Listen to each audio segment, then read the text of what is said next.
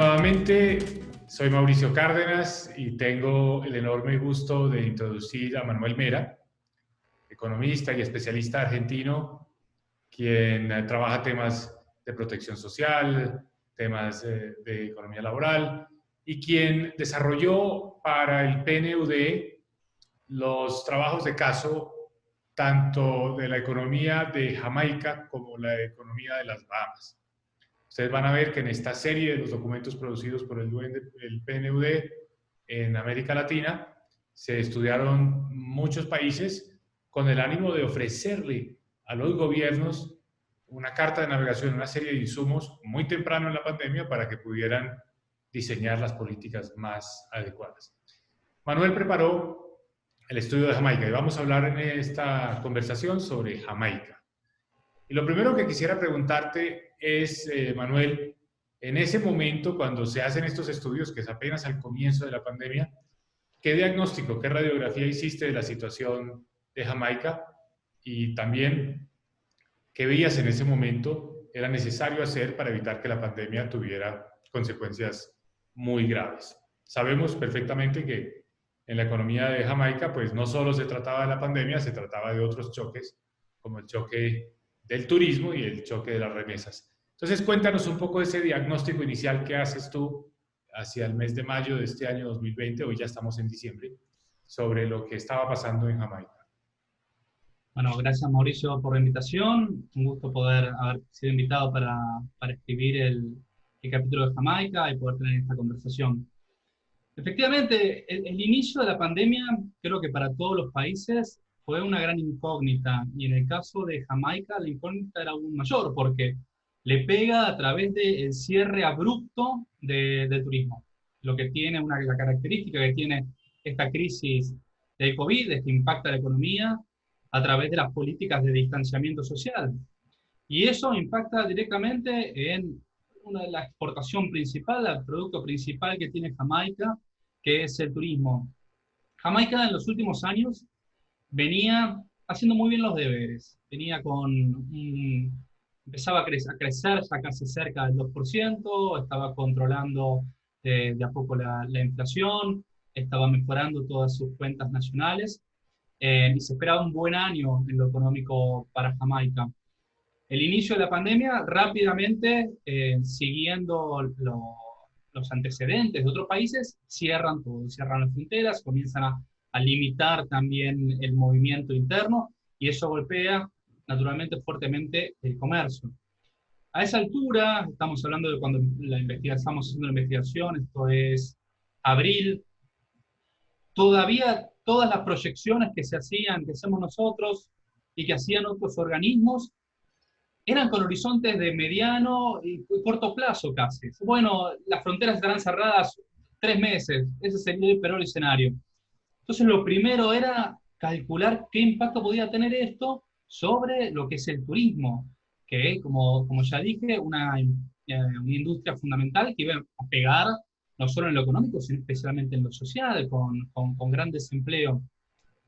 Entonces, por otro lado, empezábamos a ver una caída del comercio que afectaba lo que eran los precios. Entonces, commodities como el aluminio, bauxalita, que son otra principal exportación que tiene Jamaica, se derrumban las bolsas. Entonces, un primer impacto inicial muy fuerte, que es lo que se encontramos, y también un horizonte poco claro, que también se empieza a reflejar en las acciones del gobierno, que empiezan a poner programas quizás de corto plazo, de algunas semanas, de algunos meses, de un solo pago, suponiendo que esto podía reactivarse más rápido de lo que efectivamente se reactivó. Por otro lado, en términos de salud, el, el, la cantidad de fallecimientos que hubo en Jamaica fue relativamente bajo. Si bien es una población baja, está alrededor de 2.5 millones, al día de hoy el número de fallecimientos son 270 personas, que por más Es muy trágico sea cualquier bajo, tipo de sí. muerte, sigue siendo bajo. Entonces el golpe que sufre Jamaica es por una cuestión externa, el cerrar las fronteras y cerrarse y detenerse internamente.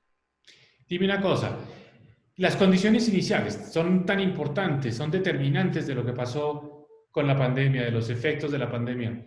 ¿Cómo evaluarías esas condiciones iniciales de Jamaica en términos de la situación fiscal, en términos de la situación económica, de la situación del sector de la salud? Es decir, ¿qué se veía en ese momento? Sí. ¿Estaba bien o mal preparada?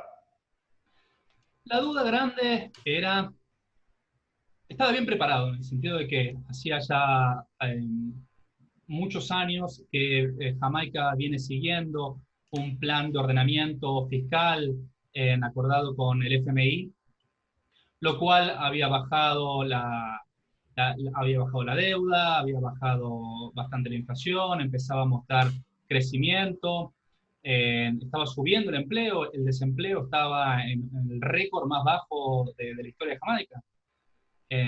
No así la informalidad, que es otro problema grande que tiene Jamaica, que hace varios años que no logra romper el, el piso de 60% de informalidad, según si uno toma o no a la agricultura, pero no logra romper ese piso de informalidad, pero en términos de empleo sí. Entonces estaba en una buena situación, o mejor dicho, en la mejor situación que estuvo en la última década o en las últimas décadas para enfrentar esta situación, pero al mismo tiempo la encuentra con la necesidad de no querer perder ese rumbo fiscal. Y el no querer perder ese rumbo fiscal es querer hacer políticas relativamente moderadas que no pongan en jaque lo que se había ganado en los últimos años. Esto es no aumentar el gasto digamos, para que crezca la inflación, ser muy conservadores a la hora de solicitar deuda. Algo que se evaluaba inicialmente era, por ejemplo, una baja en la tasa de interés, que se suponía que podía bajar y se le mantuvo constante. Entonces, en ese sentido, hubo relativa moderación y había moderación en las expectativas sobre el volumen o el tamaño que podía llegar a tener la ayuda implementada por el gobierno. Bueno, ¿y qué les recomendaste tú en el documento en ese primer momento? La, como dije, el programa de Jamaica fue relativamente moderado en términos de gastos si lo comparamos con otros países de ingresos medios bajos. Eh, y gran parte de ese gasto, más de la mitad de ese gasto, correspondía a reducción de impuestos. Un gran incentivo que hicieron fue bajar lo que era la tasa del General Tax Consumption. En realidad se retrotrajeron a una reforma última. O sea, mucho de las bajas en impuestos al consumo, claramente benefician más a los sectores que más consumen. Entonces, gran parte de los sectores que pueden consumir más son los que van a tomar mayor provecho de este esfuerzo por el gobierno. Entonces, por un lado, estaba el pedido o la recomendación, de que este esfuerzo fiscal fuera no tanto hacia el consumo, que termina generando esta cierta regresividad, sino hacia el sostenimiento del empleo en pequeñas y medianas empresas. Que si bien hubo un programa de créditos impositivos a pequeñas empresas, era menor, muy menor, comparativamente con esta reducción del impuesto al consumo. Así que, por un lado, está la idea de fortalecer lo que son las transferencias o los flujos hacia pequeñas empresas. Después sí había una serie de programas que apuntaban a sostener el empleo. Ahí teníamos algunos programas que apuntaban a empresas medianas y grandes y empresas chicas, donde se les daba un subsidio para, en tanto y en cuanto sostuvieran más del 50% de los empleados de trabajo, lo cual es una política que vamos viendo en muchos de los países y es muy razonable.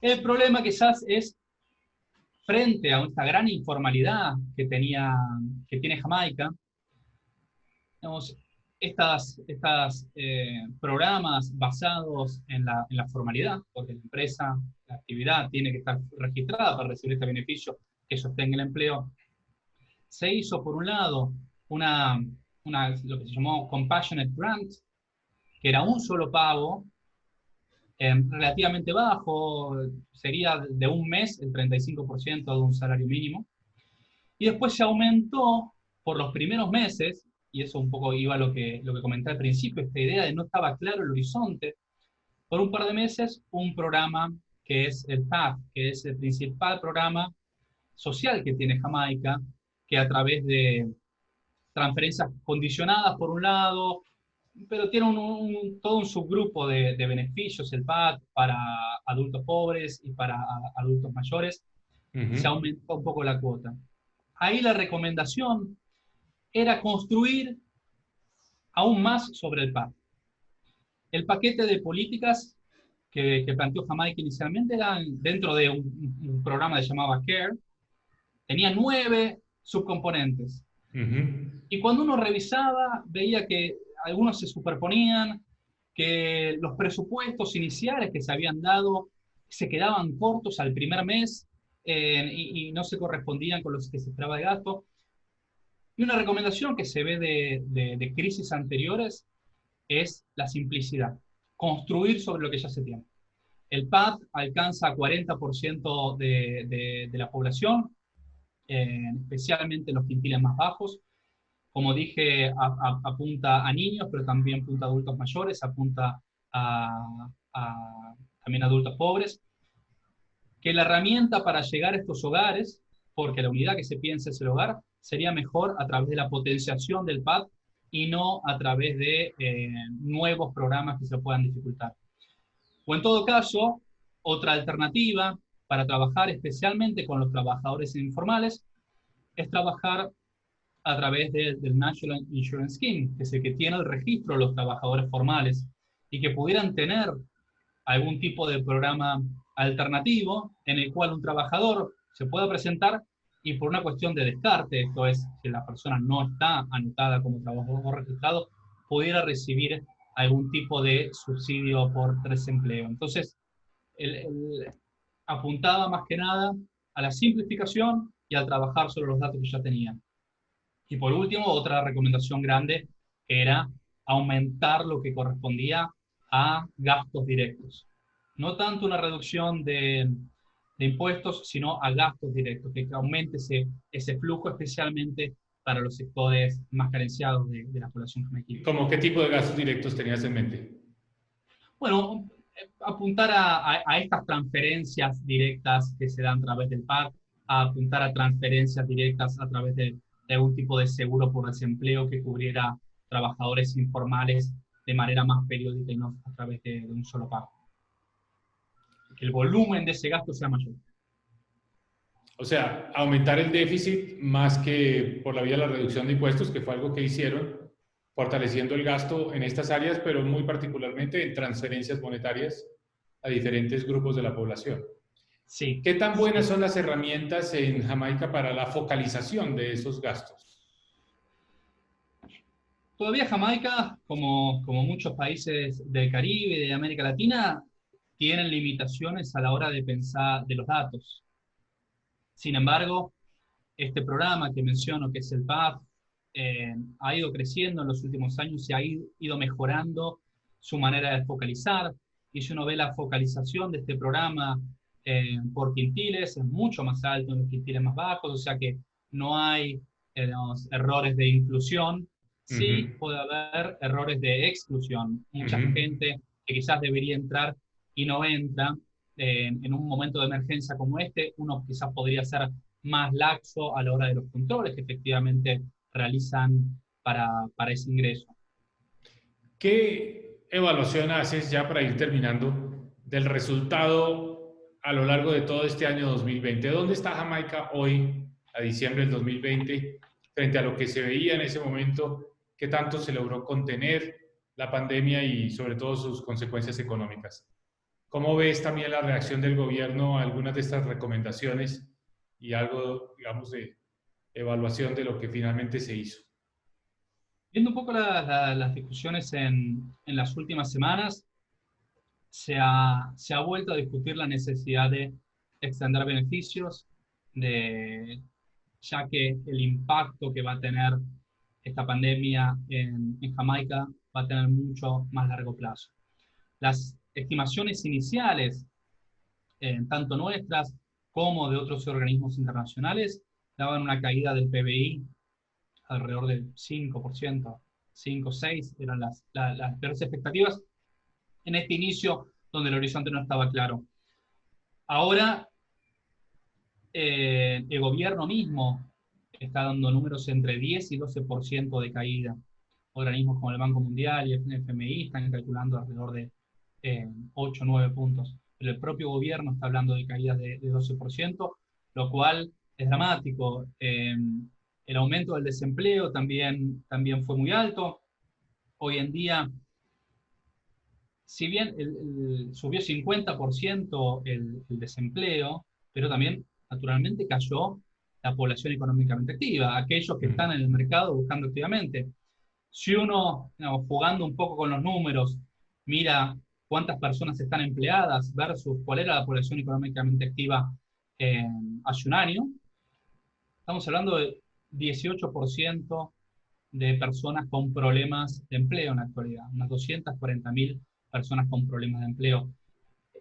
Es importante entender que el trabajo relacionado al turismo es muy alto, especialmente lo que es el trabajo indirecto con el turismo.